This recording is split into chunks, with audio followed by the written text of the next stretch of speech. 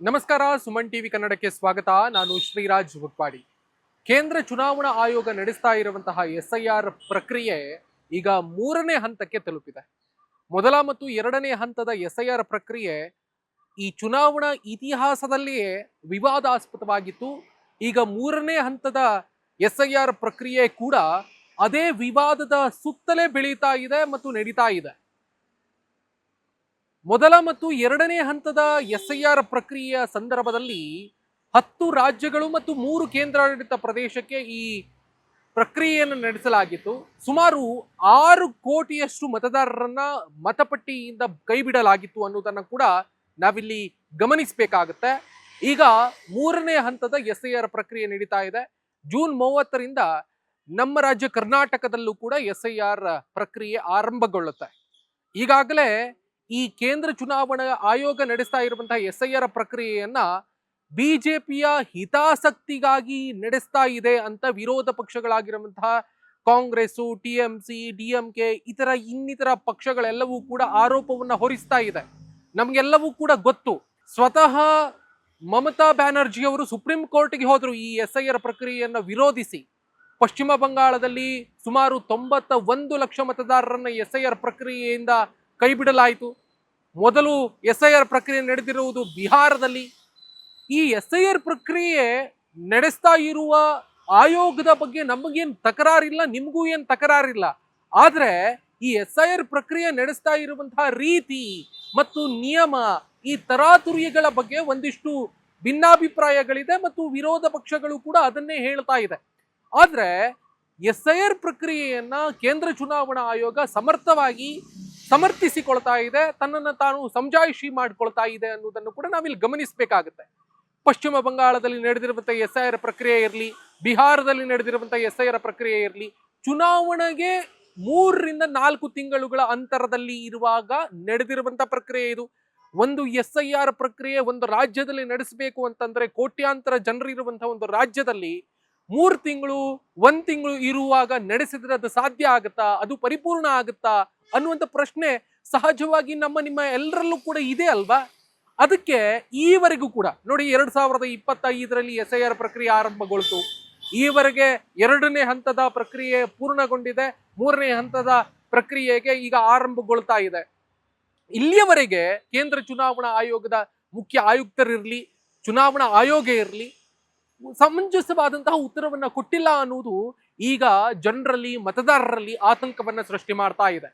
Supreme court ಸ್ಪಷ್ಟವಾಗಿ ಹೇಳ್ತು, ಅಂದ್ರೆ SIR ಪ್ರಕ್ರಿಯೆಯನ್ನ ನಡೆಸಬೇಕಾಗಿರೋದು ಕೇಂದ್ರ ಚುನಾವಣಾ ಆಯೋಗದ ಒಂದು ಕರ್ತವ್ಯ, ಅದನ್ನು ಮಾಡಿಯೇ ಮಾಡುತ್ತೆ. ಹಾಗಾಗಿ ಸುಪ್ರೀಂ ಕೋರ್ಟ್ ಹೇಳಿರುವಂತಹ ಒಂದು ಆದೇಶ ಮತ್ತು ನೀಡಿರುವಂತಹ ಒಂದು ತೀರ್ಪು ಏನಿದೆಯಲ್ಲ, ಅದು ಕೇಂದ್ರ ಚುನಾವಣಾ ಆಯೋಗಕ್ಕೆ ಒಂದು ಬಲ ನೀಡಿದೆ ಅನ್ನೋದು ಹೌದು. ಬಟ್ ಈ ಎಲ್ಲಾ ರಾಜ್ಯಗಳಲ್ಲಿ ಮತ್ತು ಕೇಂದ್ರಾಡಳಿತ ಪ್ರದೇಶಗಳಲ್ಲಿ ಆಗಿರುವಂತಹ SIR ಪ್ರಕ್ರಿಯೆಯಿಂದ ಮತದ ಹಕ್ಕನ್ನ ಕಳೆದುಕೊಂಡಿರುವಂತಹ ನಮ್ಮ ದೇಶದ ನಾಗರಿಕರು ಇದ್ದಾರಲ್ಲ, ಅವರ ಪ್ರಶ್ನೆಗೆ ನಾವು ಕೂಡ ಧ್ವನಿ ಆಗ್ಬೇಕಲ್ಲ, ನೀವು ಕೂಡ ಧ್ವನಿ ಆಗ್ಬೇಕಲ್ಲ ಅನ್ನುವಂತಹ ನಿಟ್ಟಿನಲ್ಲಿ ಈ ಸ್ಪೆಷಲ್ ವಿಡಿಯೋವನ್ನ ನಾನು ಮಾಡ್ತಾ ಇದ್ದೀನಿ ಅನ್ನೋದನ್ನ ನಾನು ನಿಮ್ಗೆ ಇಲ್ಲಿ ಹೇಳೋದಕ್ಕೆ ನಾನು ಇಷ್ಟಪಡ್ತೀನಿ. ಸೊ ನಾವು ಮುಖ್ಯವಾಗಿ ಗಮನಿಸಬೇಕಾಗತ್ತೆ, ಬಿಹಾರ ಮತ್ತು ಪಶ್ಚಿಮ ಬಂಗಾಳದ ರಾಜ್ಯದಲ್ಲಿ ನಡೆದಿರುವಂತಹ SIR ಪ್ರಕ್ರಿಯೆಯ ವಿಷಯಕ್ಕೆ ಸಂಬಂಧಪಟ್ಟ ಹಾಗೆ ಮುಖ್ಯವಾಗಿ ನಾನು ಇಲ್ಲಿ ಉಲ್ಲೇಖಿಸುವುದಕ್ಕೆ ಇಷ್ಟಪಡೋದು ಪಶ್ಚಿಮ ಬಂಗಾಳ ರಾಜ್ಯದಲ್ಲಿ ನಡೆದಿರುವಂತಹ ಕೇಂದ್ರ ಚುನಾವಣಾ ಆಯೋಗ ನಡೆಸಿರುವಂತಹ SIR ಪ್ರಕ್ರಿಯೆಯನ್ನ.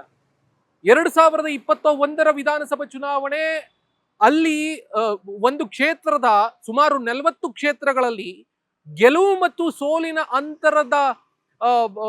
ಅಂತರ ಏನಿರುತ್ತೆ, ಒಬ್ಬ ಅಭ್ಯರ್ಥಿ ಬಿಜೆಪಿಯಿಂದ, ಒಬ್ಬ ಅಭ್ಯರ್ಥಿ TMC ಯಿಂದ ಸ್ಪರ್ಧೆ ಮಾಡಿರ್ತಾರೆ ಅಂತ ಅಂದ್ಕೊಳ್ಳಿ.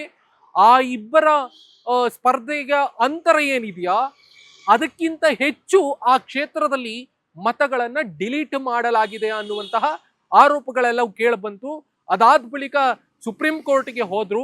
ಸುಪ್ರೀಂ ಕೋರ್ಟ್ನ ಮುಂದೆ ದ್ವಿಸದಸ್ಯ ನ್ಯಾಯಪೀಠದ ಮುಂದೆ ಈ ಚರ್ಚೆ ಆಯಿತು. ಆ ಸಂದರ್ಭದಲ್ಲಿ ಸೂರ್ಯಕಾಂತ್ ಮತ್ತು ಜೋಯ್ಮಾಲ್ಯ ಬಾಗ್ಚಿ ಆ ಒಂದು ವಿಶೇಷವಾದಂತಹ ಅರ್ಜಿಯನ್ನ ಚರ್ಚೆ ಮಾಡ್ತಿರುವಂತಹ ಸಂದರ್ಭದಲ್ಲಿ ದ್ವಿಸದಸ್ಯ ನ್ಯಾಯಪೀಠದ ಒಬ್ಬ ನ್ಯಾಯಮೂರ್ತಿಗಳು ಜೋಯ್ಮಾಲ್ಯ ಬಾಗ್ಚಿ ಅವರು ಆತಂಕವನ್ನ ವ್ಯಕ್ತಪಡಿಸ್ತಾರೆ. ಪಶ್ಚಿಮ ಬಂಗಾಳ ಒಂದು ರಾಜ್ಯದಲ್ಲಿ 40 ಕ್ಷೇತ್ರಗಳಲ್ಲಿ ಅಥವಾ ಅದಕ್ಕಿಂತಲೂ ಹೆಚ್ಚು ಕ್ಷೇತ್ರಗಳಲ್ಲಿ ಗೆಲುವು ಮತ್ತು ಸೋಲಿನ ಅಂತರಕ್ಕಿಂತ ಹೆಚ್ಚು ಮತದಾರರನ್ನ ಒಂದು ಕ್ಷೇತ್ರದಲ್ಲಿ ಡಿಲೀಟ್ ಮಾಡಿದೆ ಅನ್ನೋದಾದ್ರೆ ಇದು ನಿಜಕ್ಕೂ ಆತಂಕಕಾರಿ. ಇದನ್ನ ಮರುಪರಿಶೀಲಿಸಬೇಕಾಗತ್ತೆ ಅನ್ನೋದನ್ನ ಸುಪ್ರೀಂ ಕೋರ್ಟ್ನ ಮುಖ್ಯ ನ್ಯಾಯಮೂರ್ತಿಯವರು ಹೇಳ್ತಾರೆ. ಸೊ ಹೀಗಿರುವಾಗ ನಾವು SIR ಅನ್ನ ನಡೀತಾ ಇರುವಂತಹ ರೀತಿಯನ್ನ ನಾವು ಪ್ರಶ್ನೆ ಮಾಡಬೇಕು ಅಥವಾ ಅದರ ಬಗ್ಗೆ ಆತಂಕವನ್ನು ವ್ಯಕ್ತಪಡಿಸಲೇಬೇಕಲ್ವಾ? ನಮಗೂ ಕಾಡುತ್ತೆ ಈ SIR ಪ್ರಕ್ರಿಯೆ ಅನ್ನುವುದನ್ನು ಕೂಡ ನಾವು ಗಮನಿಸಬೇಕಾಗತ್ತೆ. ನೋಡಿ, ಚುನಾವಣಾ ಆಯೋಗ ಹೇಳಿದೆ, ನೀವು ದಾಖಲೆಗಳನ್ನ ಕೊಡ್ತಿರುವಂತಹ ಸಂದರ್ಭದಲ್ಲಿ ನಿಮ್ಮ ವೋಟರ್ ID ಇರಲಿ ಅಥವಾ ವೆಹಿಕಲ್ ಏನು ಲೈಸೆನ್ಸ್ ಇರಲಿ, ಇದ್ಯಾವುದು ಕೂಡ ಆಗಲ್ಲ. ನಾವು ಚುನಾವಣಾ ಆಯೋಗ ಒಂದಿಷ್ಟು ಲಿಸ್ಟ್ ಕೊಟ್ಟಿದೆ, ಈ ಪಾಸ್ಪೋರ್ಟ್ ಇಂದ ಹಿಡಿದು ಒಂದಿಷ್ಟು ಲಿಸ್ಟ್ಗಳನ್ನ ಕೊಟ್ಟಿದೆ. ಈ ದಾಖಲೆಗಳನ್ನ ಸಲ್ಲಿಸಿದ್ರೆ ಮಾತ್ರ ನೀವು ಮುಂದಿನ ಚುನಾವಣೆಯಲ್ಲಿ ಮತವನ್ನ ಹಾಕುವುದಕ್ಕೆ ಅರ್ಹರು ಅನ್ನುವ ಲೆಕ್ಕಾಚಾರದಲ್ಲಿ ಚುನಾವಣಾ ಆಯೋಗ ಹೇಳುತ್ತೆ.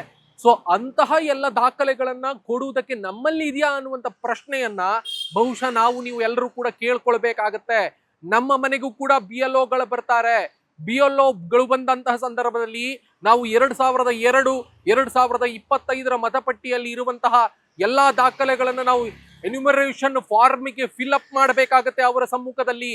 ನಮ್ಮ ಹೆಸರು 2002ರಲ್ಲಿ ಏನಿತ್ತು, 2025ರಲ್ಲಿ ಏನಿತ್ತು, ಜೊತೆಗೆ ನಮ್ಮ ಗಂಡ, ನಾವು ಮದುವೆ ಆಗಿದ್ರೆ ನಮ್ಮ ಗಂಡ ಯಾರು ಅಥವಾ ನಮ್ಮ ಹೆಂಡತಿ ಯಾರು ಅಥವಾ ನಮ್ಮ ತಂದೆ ತಾಯಿಯರ ಹೆಸರು, ಅವರ ಹೆಸರಲ್ಲಿ ಇರುವಂತಹ ಎಲ್ಲ ಸ್ಪೆಲ್ಲಿಂಗ್ಗಳನ್ನ ಕರೆಕ್ಟ್ ಆಗಿ ನಾವು ಅಲ್ಲಿ ನಮೂದಿಸಬೇಕಾಗತ್ತೆ. ನಾವು ಯಾವ ವಾರ್ಡ್ನಲ್ಲಿ ಯಾವ ಬೂತ್ನಲ್ಲಿ ವೋಟ್ ಹಾಕಿದೀವಿ ಎಲ್ಲವನ್ನೂ ಕೂಡ ಹಾಕಬೇಕಾಗತ್ತೆ. ನಾವು ಗಮನಿಸಬೇಕಾಗತ್ತೆ, ಕ್ಷೇತ್ರ ಮರು ವಿಂಗಡಣೆ ಆದ ಬಳಿಕ ವಾರ್ಡ್ಗಳ ಬದಲಾಯಿತು, ಬೂತ್ಗಳ ಬದಲಾಯಿತು, ಇದೆಲ್ಲವೂ ಕೂಡ ಬದಲಾಗ್ತಾ ಹೋಗುತ್ತೆ. ಈ ಎಲ್ಲ ದಾಖಲೆಗಳನ್ನ BLOಗಳ ಎದುರಿಗೆ ನಾವು ಫಾರ್ಮ್ ಫಿಲ್ಅಪ್ ಮಾಡಿದ ಸಂದರ್ಭದಲ್ಲಿ BLOಗಳು ಆರ್ಟಿಫಿಷಿಯಲ್ ಇಂಟೆಲಿಜೆನ್ಸ್ ಈ ಅಪ್ಲಿಕೇಶನ್ ಥ್ರೂ ಅದನ್ನ ಫಿಲ್ಅಪ್ ಮಾಡ್ತಾರೆ. ಆಗ ಏನಾಗುತ್ತೆ ಅನ್ನೋದನ್ನ ನಾವು ಗಮನಿಸಬೇಕಾಗತ್ತೆ. ಆಗ 2002 ಅಥವಾ 2025 ಮತಪಟ್ಟಿ ಏನ್ ಬಿಡುಗಡೆ ಆಗಿತ್ತಲ್ಲ, ಅದರಲ್ಲಿ ಇಲ್ಲದೆ ಇರುವ ಹಾಗೆ ನಮ್ಮ ಹೆಸರು ಇಲ್ಲದೆ ಇದ್ರೆ ಆಗ ನಾವು ಮತಗಳನ್ನ ಕಳೆದುಕೊಳ್ಬೇಕಾಗತ್ತೆ ಅನ್ನೋದನ್ನು ಕೂಡ ನಾವಿಲ್ಲಿ ಗಂಭೀರವಾಗಿ ಯೋಚನೆ ಮಾಡಬೇಕಾಗತ್ತೆ. ಈಗ ಕರ್ನಾಟಕದಲ್ಲಿ SIR ಪ್ರಕ್ರಿಯೆಯನ್ನ ಮಾಡುವುದಕ್ಕೆ ಆರಂಭ ಮಾಡಿದೆ ಈಗ ಕೇಂದ್ರ ಚುನಾವಣಾ ಆಯೋಗ. SIR ಪ್ರಕ್ರಿಯೆ ಕೂಡ ಇಲ್ಲಿ ನಡೆಯುತ್ತೆ. ಈಗ ಆಡಳಿತಾರೂಢ ಪಕ್ಷದಲ್ಲಿ ಇರುವಂತಹ ಕಾಂಗ್ರೆಸ್ SIR ಅನ್ನು ವಿರೋಧಿಸಿದೆ ಬಹಳ ಮುಖ್ಯವಾಗಿ. ಅಂದ್ರೆ SIR ಪ್ರಕ್ರಿಯೆಯನ್ನ ನಾವು ವಿರೋಧಿಸ್ತಾ ಇಲ್ಲ, ಈಗ ಚುನಾವಣೆಯ ಹೊತ್ತಿನಲ್ಲಿ ಅಥವಾ ಚುನಾವಣೆಗೆ 1 ವರ್ಷ ಇರುವಂತಹ ಸಂದರ್ಭದಲ್ಲಿ ಅಥವಾ ಬೇರೆ ಬೇರೆ ರಾಜ್ಯಗಳನ್ನ ಮಾದರಿಯಾಗಿ ಇಟ್ಟುಕೊಂಡು, ಅಂದ್ರೆ ಯಾವ್ಯಾವ ರೀತಿಯಲ್ಲಿ ನಡೆದಿದೆ ಅದೇ ರೀತಿಯಲ್ಲಿ ಕರ್ನಾಟಕದಲ್ಲೂ ನಡಿಬಾರದು ಅನ್ನುವಂತ ದೃಷ್ಟಿಯಲ್ಲಿ ಕಾಂಗ್ರೆಸ್ ಬಹಳ ಎಚ್ಚರ ವಹಿಸಿದೆ. ಕಾಂಗ್ರೆಸ್ ಇಡೀ ರಾಜ್ಯದಲ್ಲಿರುವಂತಹ ಬೂತ್ ಮಟ್ಟದಲ್ಲೂ ಕೂಡ ಕಾರ್ಯಕರ್ತರಿಗೆ ಒಂದು ಸೂಚನೆಯನ್ನು ಕೊಟ್ಟಿದೆ. ನೀವು ಮನೆ ಮನೆಗೆ ಹೋಗ್ಬೇಕು, ಅವರ ದಾಖಲೆಗಳನ್ನ ಪರಿಶೀಲಿಸಿ BLOಗಳಿಗೆ ನೀವು ಸಹಕರಿಸಬೇಕು, ಅವರ ಮತದಾರರಿಗೆ ಸಹಕರಿಸಬೇಕು, ಅವರ ದಾಖಲೆಗಳೆಲ್ಲವೂ ಕೂಡ ಪರಿಪೂರ್ಣವಾಗಿ ದಾಖಲಾಗುವ ರೀತಿಯಲ್ಲಿ, ಸರಿಯಾಗಿ ದಾಖಲಾಗುವ ರೀತಿಯಲ್ಲಿ ನೋಡ್ಕೊಳ್ಬೇಕು ಅನ್ನೋದನ್ನ ಹೇಳಿದ್ದಾರೆ. ಈ ನೂತನವಾಗಿ ಮುಖ್ಯಮಂತ್ರಿಗಳೇ ಆಗಿ ಅಧಿಕಾರವನ್ನು ಸ್ವೀಕರಿಸುವಂತ DK ಶಿವಕುಮಾರ್ ಅವರು ಹೇಳಿದ್ದಾರೆ. KPCCಯ ಅಧ್ಯಕ್ಷರಾಗಿ ನೂತನವಾಗಿ ಆಯ್ಕೆಯಾಗಿರುವಂತಹ BK ಹರಿಪ್ರಸಾದ್ ಅವರು ಕೂಡ ಕಾರ್ಯಕರ್ತರಿಗೆ ವಿನಂತಿ ಮಾಡಿಕೊಂಡಿದ್ದಾರೆ. ನಾವು ಪಕ್ಷದ ವಿಷಯ ಬಗ್ಗೆ ಮಾತನಾಡೋದಲ್ಲ, ನಮ್ಮ ಹಕ್ಕಿನ ಬಗ್ಗೆ ನಾವು ಅರಿತುಕೊಳ್ಬೇಕಾಗತ್ತೆ. ಚುನಾವಣಾ ಆಯೋಗ ಹೇಳಿರುವಂತಹ ದಾಖಲೆಗಳು, ಅಂದ್ರೆ ಎನ್ಯುಮರೇಷನ್ ಫಾರ್ಮಿಗೆ ಸಲ್ಲಿಸಬೇಕಾಗಿರುವಂತಹ ದಾಖಲೆಗಳು ನಮ್ಮಲ್ಲಿ ಇದೆಯಾ ಅನ್ನುವುದನ್ನ ನಾವು ಕೇಳ್ಕೊಳ್ಬೇಕಾಗತ್ತೆ, ನೋಡ್ಕೊಳ್ಬೇಕಾಗತ್ತೆ. ಅದರ ಆಧಾರದ ಮೇಲೆ ನಾವು BLOಗಳಿಗೆ ದಾಖಲೆಗಳನ್ನು ಸಲ್ಲಿಸಬೇಕಾಗತ್ತೆ. ಇಲ್ಲದೆ ಇದ್ರೆ ನಾವು ಕೂಡ ಮತದಾನದ ಹಕ್ಕನ್ನ ಕಳೆದುಕೊಳ್ತೀವಿ ಅನ್ನುವುದನ್ನ ನಾವು ಎಚ್ಚರದಿಂದ ನೋಡ್ಕೊಳ್ಬೇಕಾಗತ್ತೆ. ಹಾಗಾಗಿ ನಾವು ಭಾರತದಲ್ಲಿ ಹುಟ್ಟಿದೀವಿ, ನಮ್ಗೆ ಆಧಾರ್ ಕಾರ್ಡ್ ಇದೆ, ಎಲ್ಲವೂ ಇದೆ, ಹೌದು. ಬಟ್ ನಾವು ಪಶ್ಚಿಮ ಬಂಗಾಳದಲ್ಲಿ ಆಗಿರುವಂತಹ ಲೋಪದೋಷಗಳನ್ನು ಗಮನಿಸಬೇಕು, ಬೇಗ ಮುಗಿಸ್ಬೇಕು ಅನ್ನುವಂಥದ್ದು ದೃಷ್ಟಿಯಲ್ಲಿ ಆರ್ಟಿಫಿಷಿಯಲ್ ಇಂಟೆಲಿಜೆನ್ಸ್ ಬಳಸಿಕೊಂಡು ಅಲ್ಲಿ SIR ಪ್ರಕ್ರಿಯೆಯನ್ನ ಮಾಡಿದ್ರು. ಅಲ್ಲಿ ಏನಾಯಿತು, ಎಷ್ಟು ಜನ ಭಾರತೀಯ ನಾಗರಿಕರಾಗಿದ್ಕೊಂಡು ಕೂಡ ಮತದಾನದ ಹಕ್ಕನ್ನ ಕಳೆದುಕೊಂಡ್ರು ಅನ್ನುವುದನ್ನು ಕೂಡ ನಾವಿಲ್ಲಿ ಯೋಚನೆ ಮಾಡಬೇಕಾಗತ್ತೆ. ಸೊ ಹಾಗಾಗಿ ನಮ್ಮಲ್ಲೂ ಕೂಡ, ನಮ್ಮ ರಾಜ್ಯದಲ್ಲೂ ಕೂಡ ಮತದಾನದ ಹಕ್ಕನ್ನ ಉಳಿಸ್ಕೊಳ್ಬೇಕಾಗುವ ದೃಷ್ಟಿಯಲ್ಲಿ ಈ ಪರಿಷ್ಕರಣೆ ನಡೆಯುತ್ತೆ. ಪರಿಷ್ಕರಣೆ ನಡಿಬೇಕು, ಆ ಕಾಲಕ್ಕೆ ಪರಿಷ್ಕರಣೆ ಆಗ್ಬೇಕು. ಸತ್ತವರ ಹೆಸರುಗಳನ್ನ ಡಿಲೀಟ್ ಮಾಡಬೇಕು ಅಥವಾ ವಲಸೆ ಹೋಗಿರುವವರ ಹೆಸರುಗಳನ್ನ ಡಿಲೀಟ್ ಮಾಡಬೇಕು, ಎಲ್ಲವೂ ಕೂಡ ನಡಿಬೇಕು, ಸರಿ. ಆದ್ರೆ ಚುನಾವಣೆಯ ಉದ್ದೇಶಕ್ಕೋಸ್ಕರವಾಗಿ ಅಥವಾ ಇನ್ಯಾವುದೋ ಪಕ್ಷಕ್ಕೋ ಅಥವಾ ಯಾವುದೋ ಒಂದು ಸಿದ್ಧಾಂತಕ್ಕೋ ಹತ್ತಿರ ಆಗಬೇಕು ಅನ್ನುವಂತ ದೃಷ್ಟಿಯಲ್ಲಿ ಹಿತಾಸಕ್ತಿಯನ್ನ ಕಾಪಾಡುವಂತಹ ದೃಷ್ಟಿಯಲ್ಲಿ, ಲಾಭ ಮಾಡಿಕೊಡುವಂತಹ ದೃಷ್ಟಿಯಲ್ಲಿ SIR ಪ್ರಕ್ರಿಯೆಗಳು ನಡಿಬಾರದು ಅನ್ನೋದೇ ಎಲ್ಲಾ ವಿರೋಧ ಪಕ್ಷಗಳ ಆಗ್ರಹ ಮತ್ತು ಒತ್ತಾಯ. ಇನ್ನೂ ಕೂಡ ಸುಪ್ರೀಂ ಕೋರ್ಟ್ ನಲ್ಲಿ ಆ ವಾದ ವಿವಾದಗಳೆಲ್ಲವೂ ಕೂಡ ಇದೆ. ಅದರ ನಡುವೆ SIR ಪ್ರಕ್ರಿಯೆಯನ್ನ ಚುನಾವಣಾ ಆಯೋಗ ನಡೆಸ್ತಾ ಇದೆ. ನಾವೆಲ್ಲರೂ ಕೂಡ ಎಚ್ಚರಿಕೆಯಿಂದ ಚುನಾವಣಾ ಆಯೋಗಕ್ಕೆ ದಾಖಲೆಗಳನ್ನ ಸಲ್ಲಿಸಬೇಕಾಗತ್ತೆ. ನೀವು ಕೂಡ ಎಚ್ಚರಿಕೆಯಿಂದ ಈ ದಾಖಲೆಗಳನ್ನ ಸಲ್ಲಿಸಿ ಅನ್ನೋದನ್ನ ನಾನು ನಿಮಗೆ ವಿನಂತಿ ಮಾಡ್ಕೊಳ್ತೇನೆ. ಇದು ಸುಮನ್ ಟಿವಿ ಕನ್ನಡದ ಕಾಳಜಿಯೂ ಕೂಡ ಹೌದು.